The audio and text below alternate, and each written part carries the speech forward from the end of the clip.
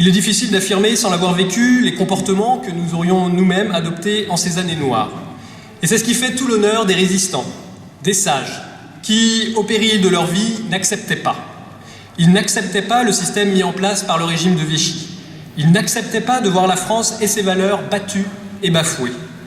C'est de cette indignation qu'est né le courage de dire non. Car la libération, c'est aussi la libération d'un système. Un système autoritaire, un système où les libertés individuelles les plus élémentaires étaient réprimées. Un système où il ne faisait pas bon être différent, penser différemment.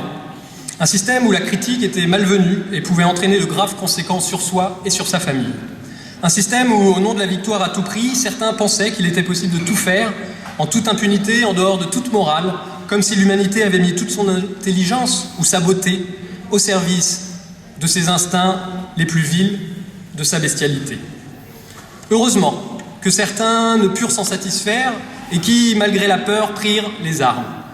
Car la libération, c'est peut-être surtout une libération de la peur.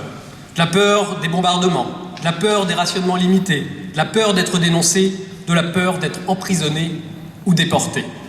Les systèmes basés sur la peur peuvent faire preuve d'une grande force. Certains diront efficacité à court terme.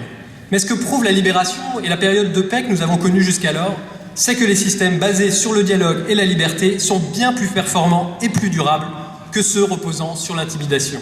Oui, cela peut prendre du temps, mais la liberté et la vérité vainquent toujours la peur et le mensonge.